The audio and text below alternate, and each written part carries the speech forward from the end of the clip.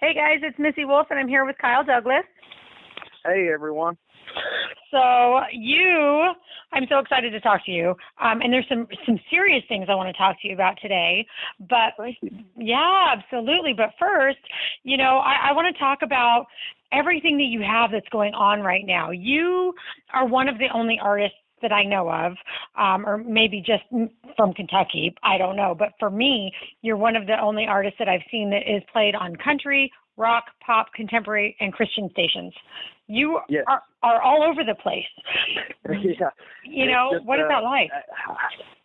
It's wild. It's been kind of a whirlwind here recently, but, I never planned for any of this. I never considered myself being able to cross over into multiple genres, but it just happened. I just, I can only write about things that I personally experienced or things that inspire me, and that's what came out, and it seems to be going over, really well. It's been hitting some Christian charts and Right. hitting on the country charts, so it's doing well. Right, and for those that don't know, your debut EP, Clean Hands, that's also the title of the first track. Yes. The video was featured in many entertainment and retail establishments. Some of those were Walmart and Gold's Gym and casinos and cruise ships. Has that? I mean, to me, that would just be like, wow. I mean, Walmarts are everywhere. You're reaching so many people. Yes, it just when I released, it was kind of slow that first month, and I released in September, and then in a matter of about probably right after the 30th day of release, I started getting phone calls from everywhere, and it just took off. And it's definitely the song that's helped get the most exposure and get me on the map a little bit. Right. Well, no, your talent has gotten you on the map as far as I'm concerned. Everything else is kind of gravy, but your voice, you have a really great voice, and I love that you're able to cross over. There's a lot of artists that cross over as well. We all know that's kind of the big thing nowadays, but to me, you've taken it a step further, which I think is great. And, so I want to know more about this job that you quit after winning first place in a showcase contest at Tootsie's in Nashville. And by the way, Tootsie's is fabulous. I love it there. But what was going on in your head? That's huge. You just quit your job. Yes, it was actually the second time I'd ever been to Nashville, and I just happened to, I didn't even plan on playing in this talent show. I was a car salesman at the time, and wow.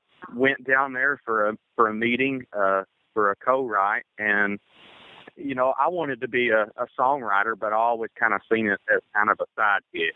Right. That I never really seen myself being able to make a living and do it full time.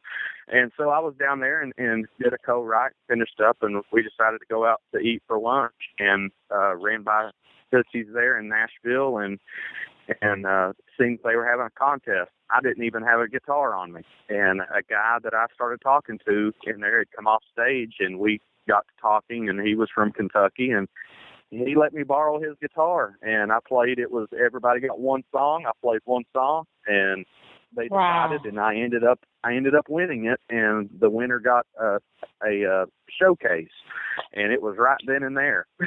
so I ended up doing a kind of on the fly showcase, and got snatched up by a few guys, and went off to have a couple meetings directly following. So it was a great day.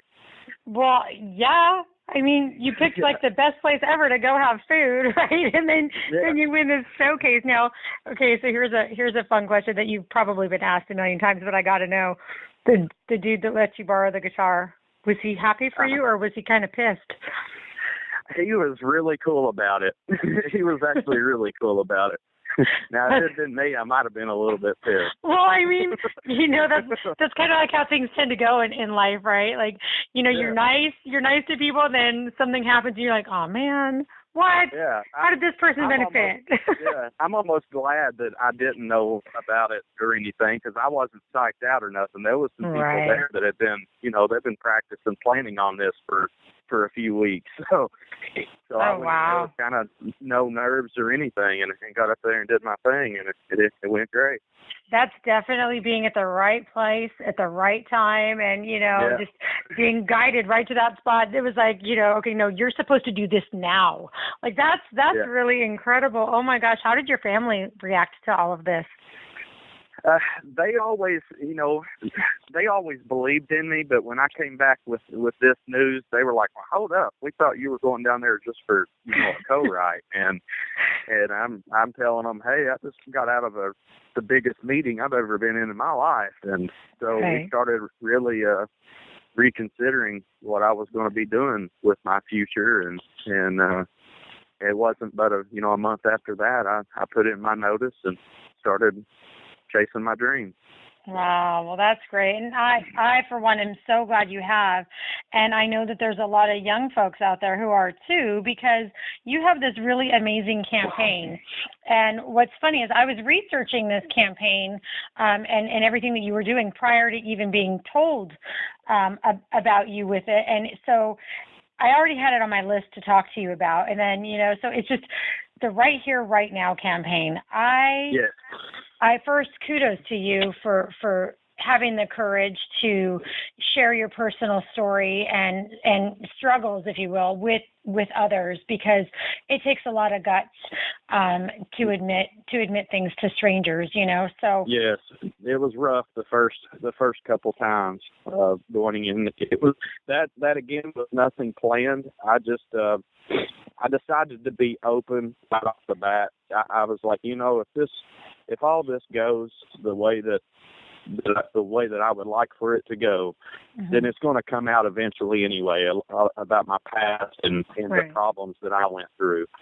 And I got asked to do the first school, and right after the first school, I went in and ended up getting a little bit of coverage from a local news station, and it just took off from there. And once I seen the response after the very first school show, I was like, you know what, this is another one of those God is opening doors. And I'm a spiritual person, and I was like, I'm not going to fight this. I'm just going to roll with it. And I started getting phone calls from different schools, and so that's how it all began, with getting a fan base. No, that's great. And I mean, like I said, the courage it takes to talk to people that you've never met, to tell them your story, that in and of itself is huge, But the thing that kind of sticks out to me is how many people have the ability to then connect with you and feel safe to talk to you about maybe some struggles that they're going through. So have you had the ability to have those one-on-one connections with anybody who's struggling? Almost every single day I get messages now. After the first school, the response that I got, I was completely just overwhelmed. I couldn't believe it. I'm not, a natural born speaker. Right. I had no experience speaking. I was comfortable as could be, get up there with a guitar. But as far as the first, part of my program show, I speak with the kids 20 or 30 minutes, and then the rest is music.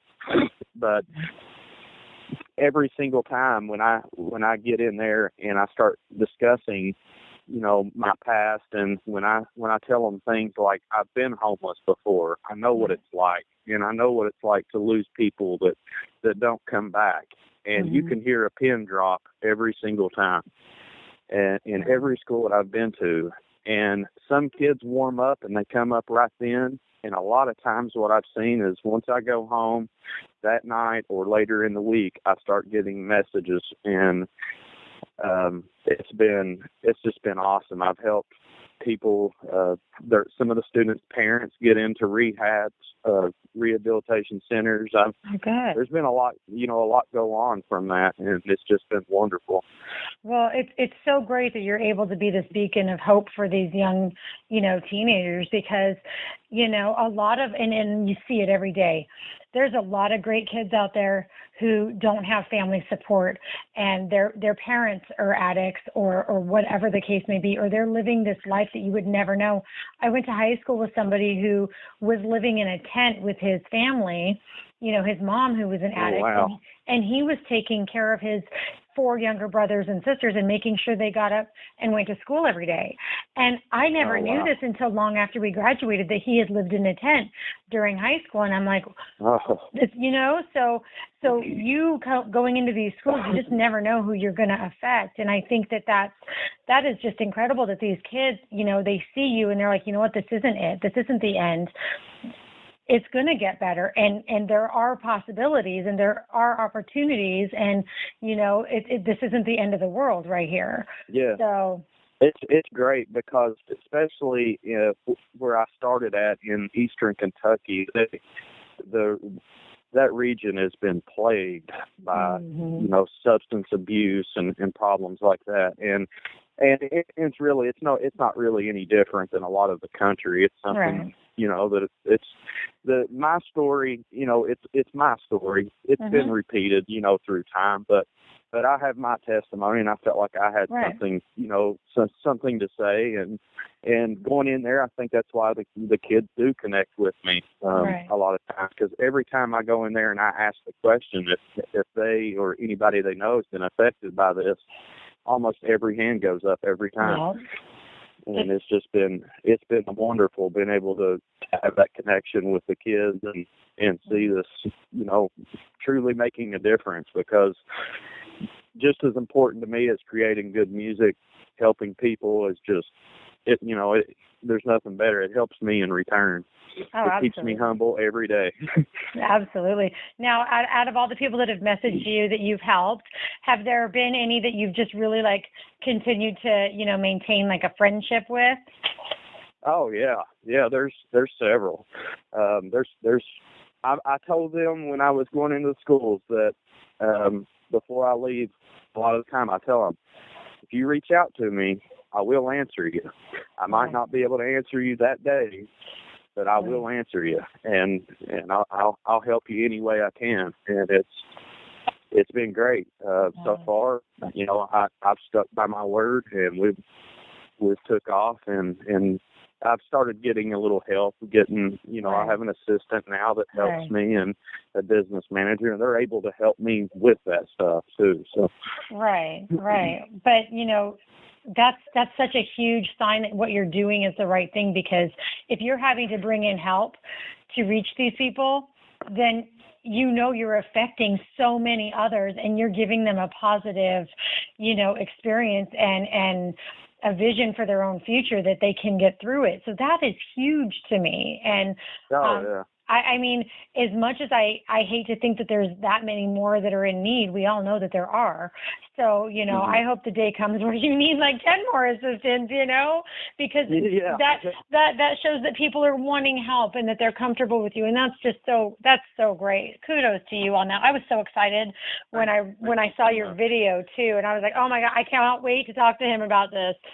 So I know I jumped into that. The opportunity.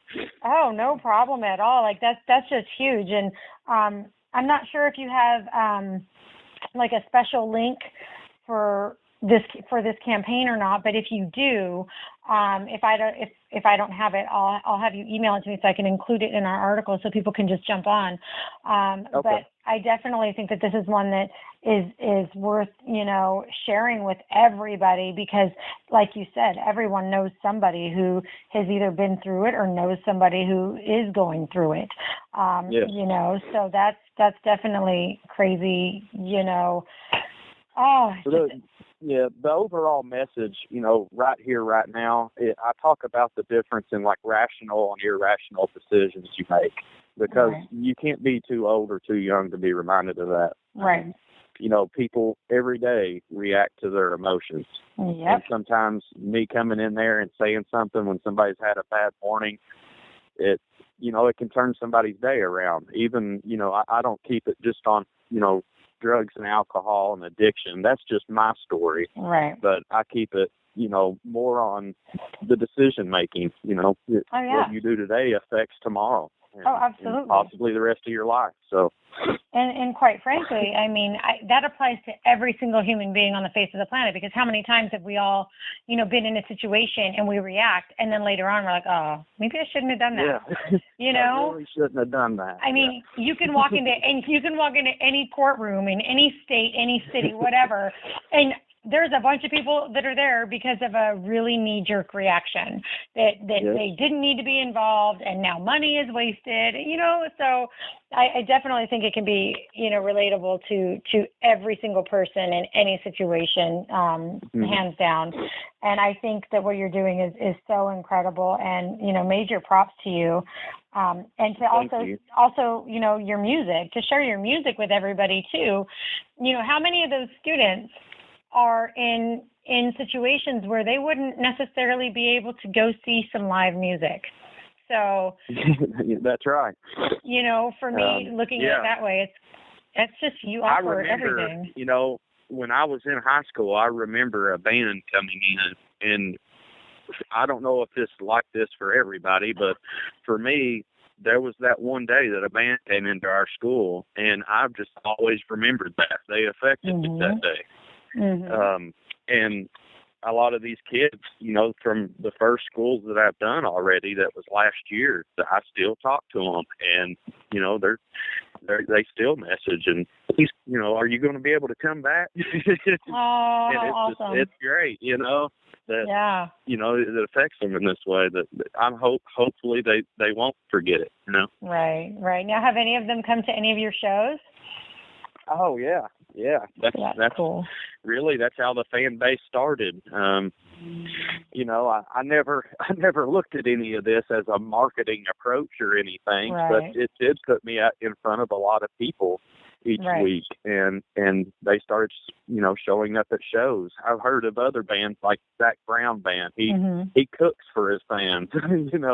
That's how he got his fan base. Was he picked like a special fan each month, and they would go and cook them a meal, and wow. And it's they still do that, except they have hundreds that come under a tent. Right. And they cook for everybody, but wow. I actually had read that after the fact, and I was like, well, this has helped grow a fan base at the same time. So absolutely. Well, that's like when you hear of artists, who they give something to a fan from the stage. They pick out one fan that is just noticeable to them, or whatever the case may be. Maybe the fan has, done something, or, written on a sign, and they give them special attention. Like when artists do those things, you never know whose day you're going to affect, So you could be like the Swan Brothers and give, at CMA Fest this last year, they gave this little cowboy dude, oh my gosh, he was so precious. They gave him a guitar, and this little boy, the entire time, that whole day, kept saying, when are the Swan Brothers going to come out? When are the Swan Brothers going to come out? I really want to meet the Swan Brothers. When are they going to come out? And so somebody went back and told the guys, and, and they gave this kid a guitar, and the whole rest of the day, that kid was beaming. I mean, and I had seen him several times throughout I don't know how, when there's thousands and thousands of people there, but that witnessing those moments and somebody's life being touched is so amazing to see. Yeah, there's nothing better. Absolutely. Well, and I'm so glad you get to do that and still maintain these relationships, and that's just so awesome. Now, but for you and your musical career, what do you have coming up in 2016? Well, right now we are working. I just at the end of the year started working with Kincaid Entertainment, Bob Kincaid, and he's my booking agent, and we are trying to get some tours scheduled right now. I'm trying to get out, and my ideal situation is I'm trying to get in with some festival chain, and I have a lot of fans in Texas to Arizona and Southern California that are asking me every day, when I'm coming, and so I'm trying to work my way around right now, and all right. Well, I'm gonna make a phone call to my friend Greg Sperry, and I'm plugging him in right here because I'm going to totally tag him in the article. Greg Sperry is at the Museum Club in Flagstaff, Arizona, and it's just an amazing venue. I've heard I've actually got some fans in Flagstaff, and they've been kind of recommending a few different venues to me. Well, we are definitely going to be making a phone call to Greg, and I will tag him when the article comes out and everything. Well, thank you. Yeah, no problem. No, you're really good, and I love to promote, you know, amazing talent. And, you know, at Center Stage Magazine, one of the things that, you know, we decided prior to, you know, doing this was that we really wanted to focus on new and upcoming artists and people who are so talented because, you know, and I talk about this a lot with other artists, you have the top 40, but there's so much more. There's so much more talent out there. That's great that you all do that. That is wonderful. Well, some of the best songs and the best music that people never get to hear because, you know, and because they didn't make the top 40. Right. Right. And I mean, yes, you know, when I get in the car, I'll throw on a country radio station, you know, whatever. But really, you know, you're hearing the same stuff hour after hour after hour. And it's like, come on, you know, where's the new stuff at? I know there's way more people, way more artists out there than this. You know, you don't need to hear, and I'm sorry, Luke Bryan, I love you to death, but I don't need to hear 3 of your songs in 1 hour when there's, you know, a gazillion artists out there that are very deserving. So you don't want to get me started on that. No, I know, but it is one of those things, and you know, and I'll tell you that every fan that I speak to, they're all saying the same thing. You know, yes, we love our top 40, but there's so much more. Give us more. Quit giving the same things. They, you know, because then these songs get overplayed, and then it's like the people don't want to listen to them anymore. And so it's so less, you know, inspiring as music used to be. I mean, I get stuck in the 70s a lot. So, you know, when I'm driving down the road, it's, you know, it's tough when it's the same artist and the same songs. They get beat into you. So definitely. Maybe they have a secret recipe so they know to get it beat in your head, you will go to iTunes and purchase. Right. And you know, I have to say that you know, the way that the country, you know, music stations are, it's so different than, you know, the satellite radio now. And so I'm seeing a lot more of the, you know, lesser known artists showing up on Sirius XM and, you know, the highway, stuff like that. So, you know, for me, that's like a positive sign, but at the same time, it's still not where it needs to be. Like, we need to be focusing, you know, on more of the unsigned artists. And I do think that, you know, a lot of these radio stations could definitely, you know, plug some more of them in. You know, it's what the fans deserve. I really think there's a problem with country radio these days, and actually every radio station. It's very rare that you find anybody who's, you know, playing new songs, you know, that aren't from somebody super well known. So it is kind of a bummer to the music world because we have so much more to offer. Definitely. I agree with you 100%. Wow. Now, where are you living in Kentucky now, or? I live in Kentucky and have a place in Nashville that I go to, so I go back and forth when working. So right now, this time of year, I'm spending my time working on new material and working on the material for an upcoming album. I'm shooting to get back in the studio November of this year, so I've already written a second record, but you know, you never know what song might come up. Yeah. You know, before I make my way into the studio. So exactly. And I mean, you know, I was talking to somebody earlier who, you know, has well over 700 songs written, you know. Wow. But you know, but at the same time doesn't have, you know, as many, obviously doesn't have, you know, as many albums out to cover those full 700 songs. But what that does is gives you a library of songs to pick from and rework and all that. So do you ever find that you have songs that you just, you think, well, this is a really good concept or good idea, maybe I can pick it back up and rework it, and, you know, do you ever? Oh, definitely. A lot of the songs some of them I've had them, you know, I'll write and I'll be done with them in 20 minutes, and some of them took me months. You know, I'll come back to it several different times from a different perspective and finally finish a song. And usually in my experience, the best songs are the ones that just seem to fall in my lap. They get written fairly quick. And right. I don't know. I don't really question it too much as to how it happens, but because I don't want it to stop.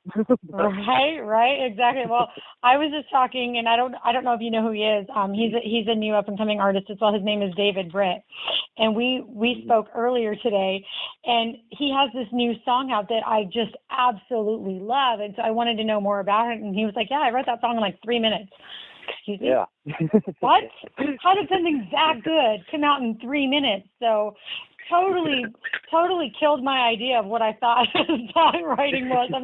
I'm thinking people are spending a ton of time, and and then now you mention it too, and I'm like, really? Wow. Yeah. I've written multiple songs in one day, and that ended up better than anything that I sat on for months, and then there was nothing come out, for a whole month of really applying yourself and trying to write a song, right, and just not getting anything to come out. And so it's one of those. It's like anything else. You got to just practice, and eventually something good will come out. Yeah, well, I am so excited to see what the future holds for you. Like I said, I'm going to say his name again, Greg Sperry. You guys need to book him at the Museum Club in Flagstaff, Arizona, because we all need to see him across the globe. So. Yes, you do, Greg. I'll second that. Absolutely. He's going to kill me. I know he's going to kill me. Melissa, why did you do that? Anyway, well, thank you so much for taking the time to talk to us. And thank you for your time. I appreciate the opportunity. Oh, no problem at all. And anything you have new that comes out, just send us an email, send us links, whatever you have, so that we can help promote it for you. I tell this to everybody. Definitely. The best way to help you is for you to, let us know what we can do to help you. So keep us informed and up to date so we can share everything with all the fans. And, man, just keep working hard. You're doing great. And kudos to you on your campaign right here, right now. Everybody needs to go check that out. You're doing amazing things, and I am so excited for you. Thank you so much. You're welcome. And have a great rest of your weekend, and we will talk to you soon. You too. I appreciate you. All right, thanks. Bye. Bye.